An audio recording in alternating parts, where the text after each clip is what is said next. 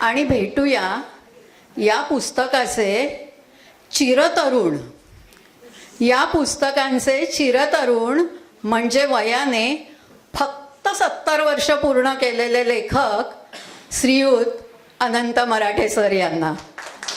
सरांनी आपले मनोगत व्यक्त करावे अशी त्यांना विनंती करते.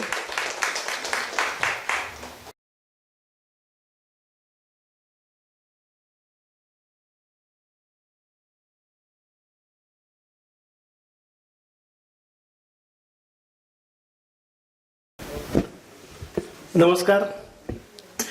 सर्वप्रथम व्यासपीठावरील सर्व मान्यवर, समोर बसलेले माझे नातेवाईक, नंतर विद्यार्थी वर्ग, या सगळ्यांना श्री गणेशाला माझ्या आईवडिलांना नमस्कार करून मी माझे 2 शब्द बोलणार आहे.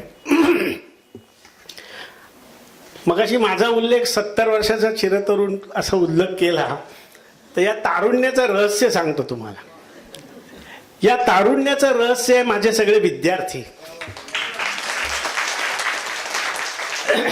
आपला क्लास झूमवर असतो रोज, पण क्लास असला की सकाळपासून उत्साह असतो की आज विद्यार्थी भेटणार आहेत. आणि माझ्या मते विद्यार्थ्यांनाही असावा. तर त्यामुळे ती जी ऊर्जा मिळते ना, त्या ऊर्जेमुळे मला सतत तरुण राहिल्यासारखं वाटतं. त्यांच्यासाठी काहीतरी करावं, त्यांच्यासाठी त्यांच्या शंका असतात त्या निरसन करावं किंवा रोज शिकवावं. आणि त्यांना रोज शिकवत असल्यामुळे मलाही रोज शिकावं लागतं. आणि हा प्रवास मला म्हणजे खूप आनंदमयी वाटतो. आणि असं वाटतं की यातनं जे उद्दिष्ट आम्ही प्रथमेश ज्योतिष संस्थेने घेतलेलं आहे, मी मगाशी म्हटलं तसं व्हाईट कॉलर ज्योतिषी निर्माण करणं. कारण आज आपण समाजामध्ये बघतो तर अनेक गैरसमज असलेले, म्हणजे दोन्ही बाजूनी गैरसमज आहेत. काही काही लोक ज्योतिष बघतात म्हणजे एवढं बघतात की त्याला तुम्हाला तोड नाही. म्हणजे सारखं काय झालं की ज्योतिषाकडे जायचं. परवाचा गमतीशीर अनुभव सांगतो. मला एका व्यक्तींचा फोन आला.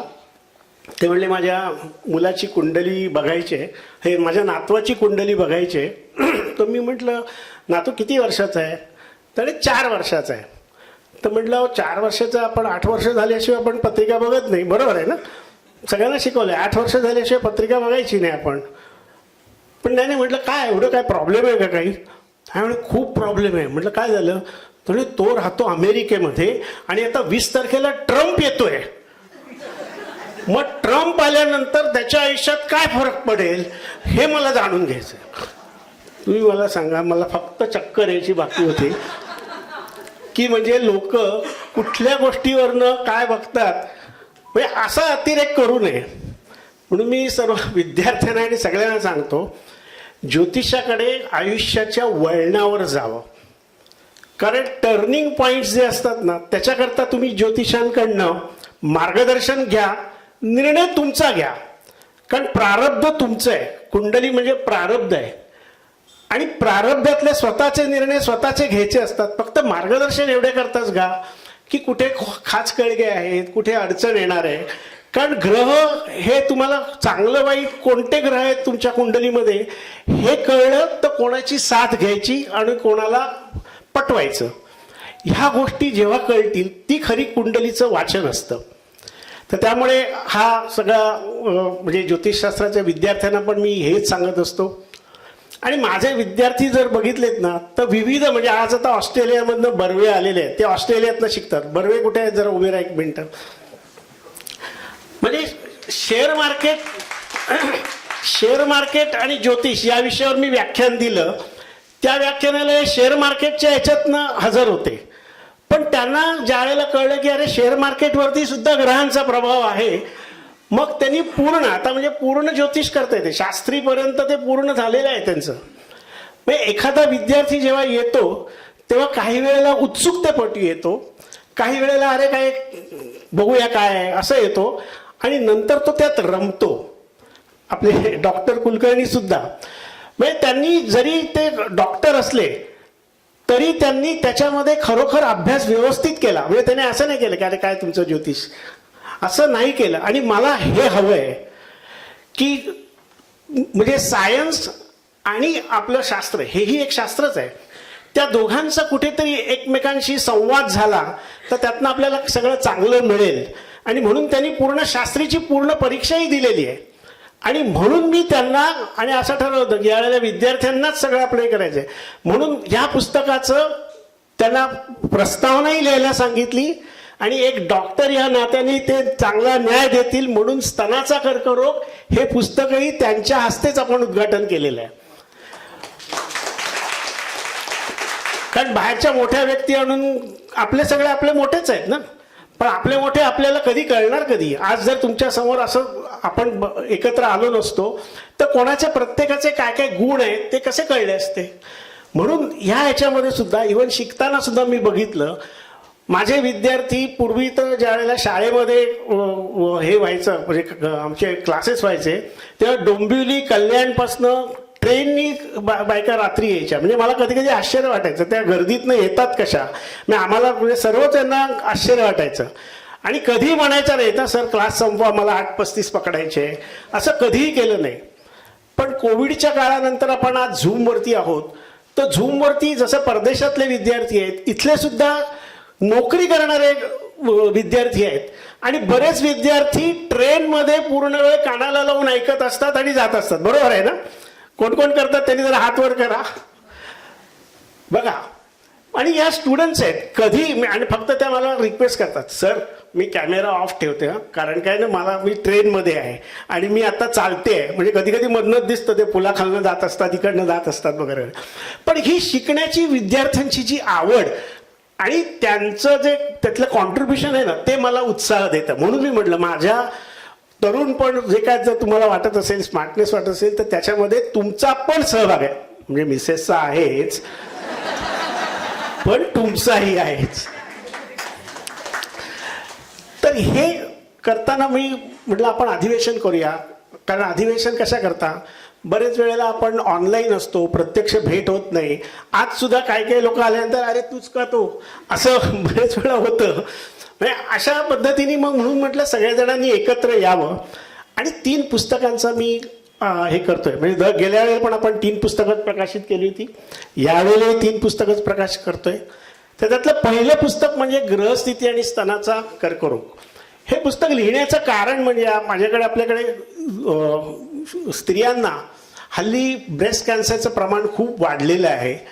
आणि जर का डॉक्टरी मार्गदर्शनाच्या अगोदर आपल्याला कारण कुंडलीमध्ये तुम्ही कुंडली जन्मताच ती असते तर त्यातनं जर आपल्याला कळलं की हिला स्तनाचा कर्करोग होण्याची शक्यता आहे तर वेळच्या वेळी मॅमोग्राफी करून त्याच्यावरती मार्गदर्शन देता येतं. म्हणजे आमचं असं म्हणणं नाही की आम्ही 100% सांगतो पण त्याचं जर का तुम्हाला अगोदर मार्गदर्शन मिळालं तर तुम्ही त्यातनं वैद्यकीय सहाय्य घेऊ शकता आणि ते घ्यावं.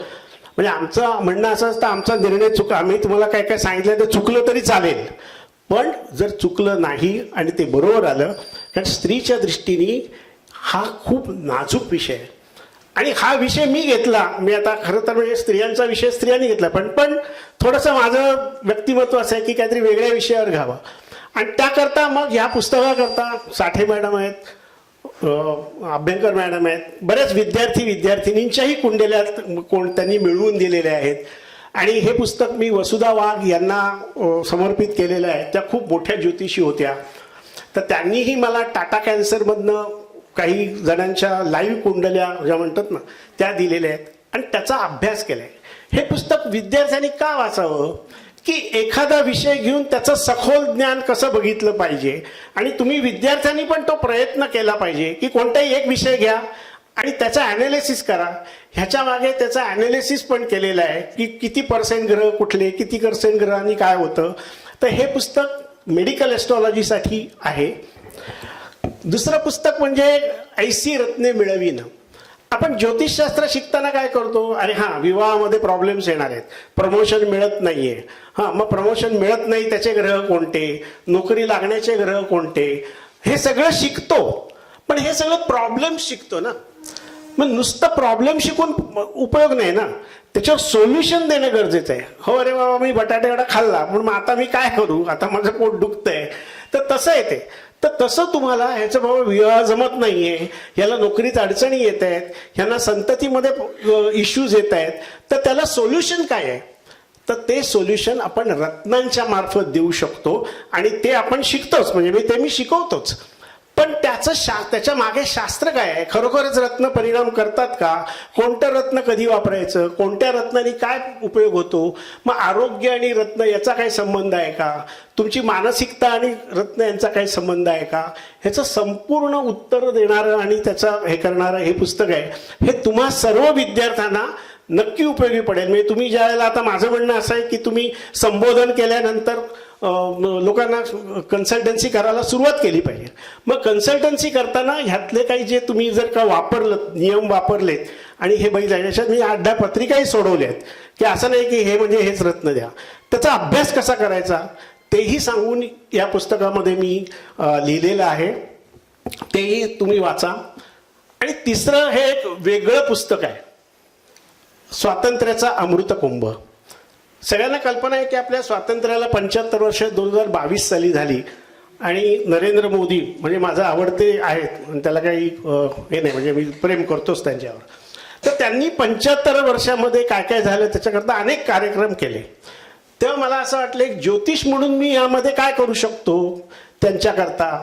मग ते ज्योतिष म्हणून करताना मी म्हटलं, मग भारताचं आपलं स्वातंत्र्य आणि आजपर्यंत ही प्रगती झाली आहे, त्यामध्ये कोण कोण त्याच्या पायाभूत होते आणि आज आहेत आणि उद्या असणार आहेत.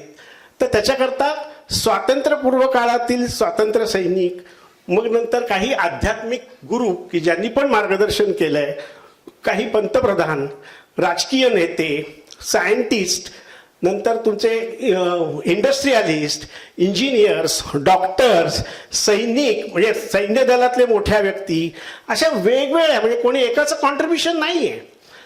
75 लोकांचं असंही नाही. आणि याच्यामध्ये मी 75 लोकांच्या कुंडल्या घेतलेल्या आहेत, कारण 75 हा एक आकडा म्हणून. त्याच्या व्यतिरिक्त अनेक लोक असतील, इंडस्ट्रियलिस्ट असतीलही आणि इंडस्ट्रियलिस्ट आहेतही. आणि त्यातले एक इंडस्ट्रियलिस्ट यशस्वी इकडे बसलेले आहेत, श्री रवींद्र प्रभुदेसाई. त्यांचं माझं नातं वेगळंच आहे. त्यांचीही कुंडली यामध्ये आपण सोडवली आहे की कसा त्यांनी कुठनं प्रवास केला. म्हणजे तुम्ही म्हणतो आपण की घरोघरी काम करी पितांबरी, पण त्या पितांबरीचाच व्याप कसा वाढलाय आणि पुढे कसा व्याप वाढणार आहे. ते हे सगळं भारताला अत्युच्च पदाला नेणाऱ्या ह्या ज्या गोष्टी आहेत, तो आनंद आहे, तो मी याच्यामध्ये घेतलाय. आणि ज्यांच्या नाही घेऊ शकलो त्या आता माझ्याकडे आकड्याचा हे होता म्हणून मी केलं नाही.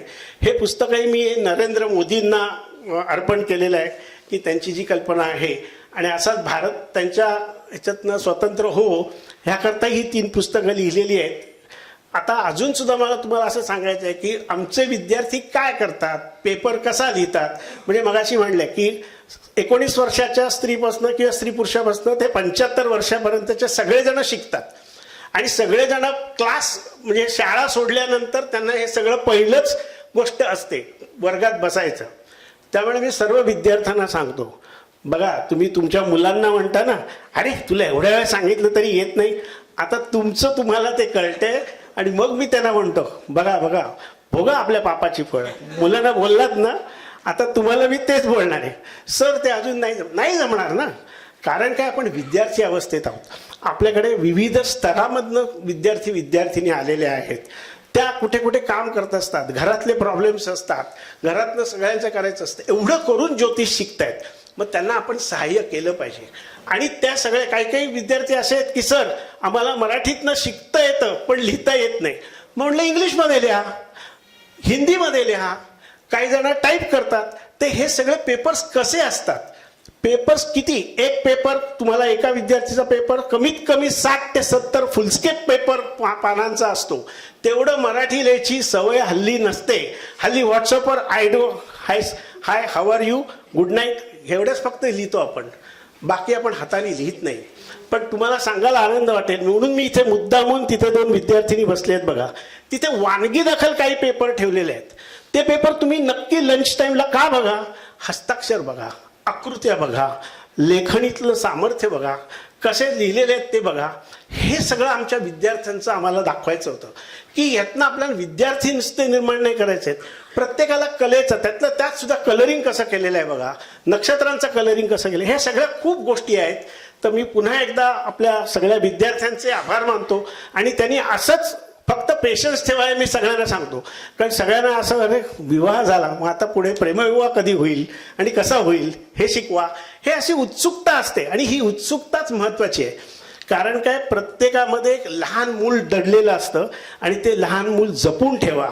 माझ्यामध्येही दडलेलं आहे, मीही ते जपलेलं आहे आणि असंच तुमच्या सगळ्यांच्या आशीर्वादाने प्रेमाने असंच माझ्या हातनं चांगलं कार्य घडो ही विनंती करतो. आणि जगा